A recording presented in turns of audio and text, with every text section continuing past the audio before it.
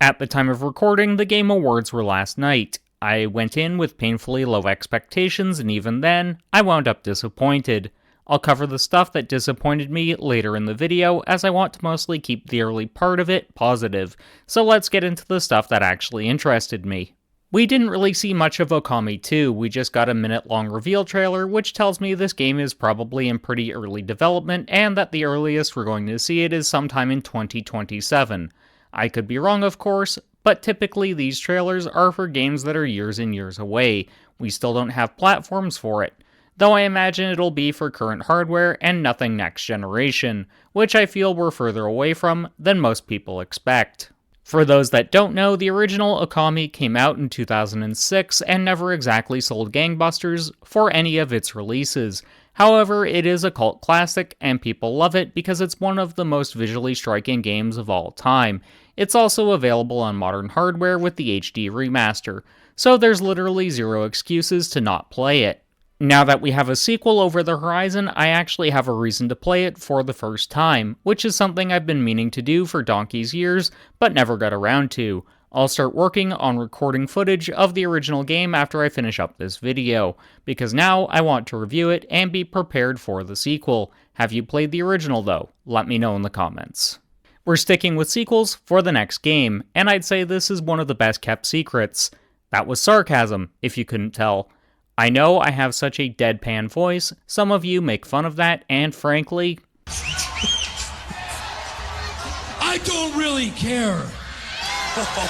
Because that's how I roll! Either way, this is probably the most hype announcement at the sham of this awards ceremony. I'm of course talking about The Witcher 4.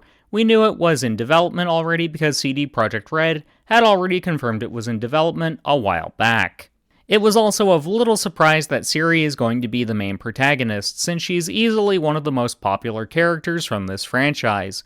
Couple that with the fact the Witcher trilogy of games was sort of about the legacy Geralt and Yennefer were leaving behind, it just makes sense for Ciri to be the protagonist for the next block of games, which some are saying will be a trilogy. I think this is going to be longer because Ciri is a good deal younger than Geralt was, and given who she is in the world, they could make her storyline longer as well. I do have a lot of questions about the story though, since we see Ciri consuming one of the Witcher potions, which changes her eyes to be very cat-like. According to Witcher lore, the ability to make more Witchers has been lost thanks to the sack of Kaer Morhen. So that has me questioning if something has changed and someone discovered how to make more Witchers, or if this is something else entirely. More will be revealed with time, of course. This almost makes me want to go back and replay The Witcher 3, which I had a lot of fun with back in 2020 when we were all in lockdown. I'd bought the game just because I liked the Netflix series. Anyways, I imagine The Witcher 4 is a while away from coming, since we still have the remake of the original game to look forward to. I imagine we'll see the remake in more detail sometime next year with a release date for 2026, and maybe we'll see The Witcher 4 around a year later. All we really know about The Witcher 4 so far is that it'll be longer than the third game and it's running on Unreal Engine 5. But damn does it ever look beautiful from the trailer presented. We're sticking with the themes of sequels and reboots here. Capcom is bringing Onimusha back, which is a series a lot of my friends have a lot of love for. It's not one I've personally experienced, but I like the style of these games, so I will give them a go eventually. This one we also don't have long to wait for, as it's coming at some point in 2026, so I imagine a year and a half from now, this game will be hitting store shelves both physically and digitally.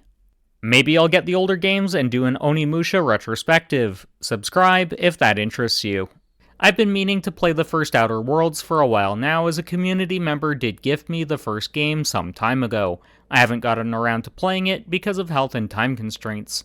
However, I think I'll start streaming it on my Twitch channel, link for that in the description, and I'll also get to reviewing the first game as well.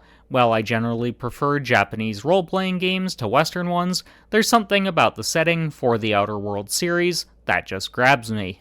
Either way, The Outer Worlds 2 looks really fun, and the game looks way better than Starfield. Either way, we don't have long to wait, as the game is coming out at some point next year, and color me excited. I'm currently working on a video detailing the games I'm excited for next year, and to give you a little preview, this one is making the list.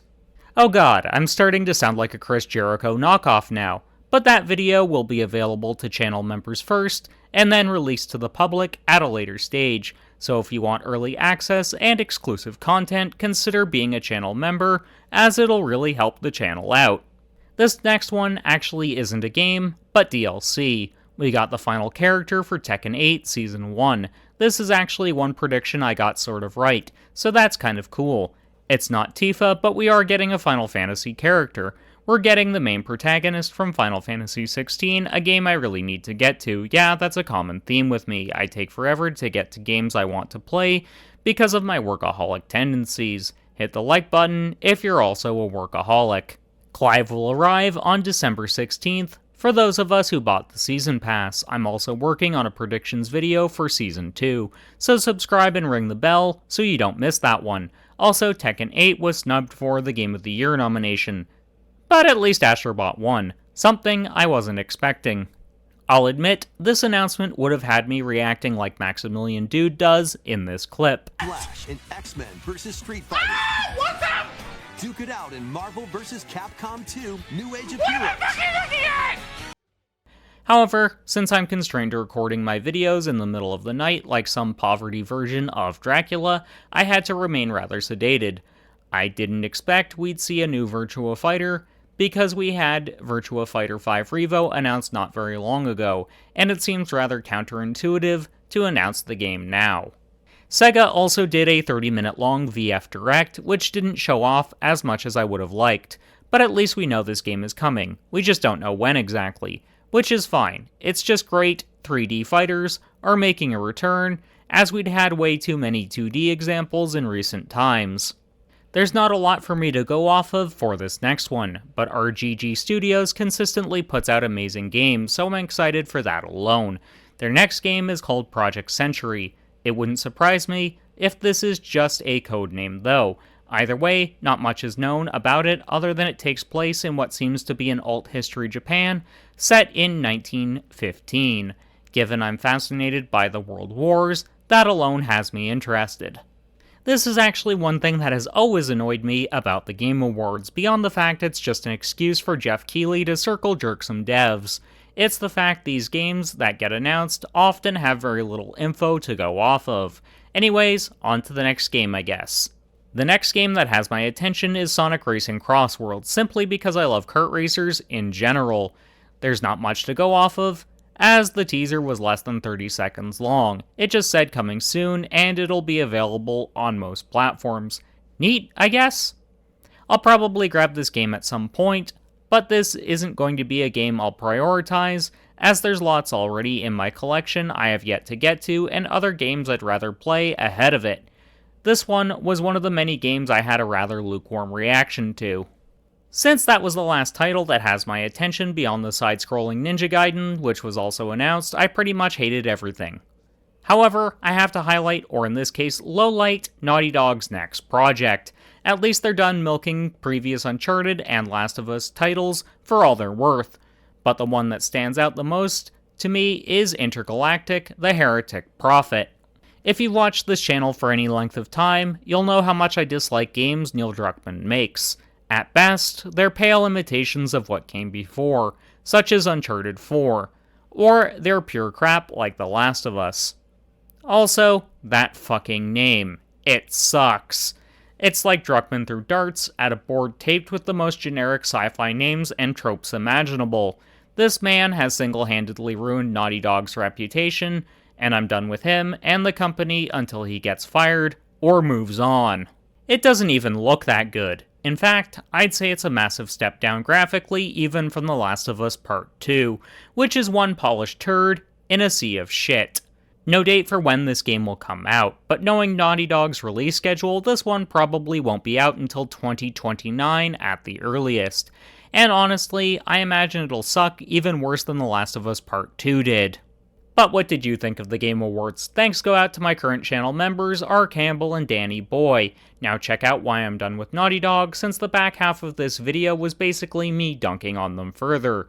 Until next time, keep blazing that trail.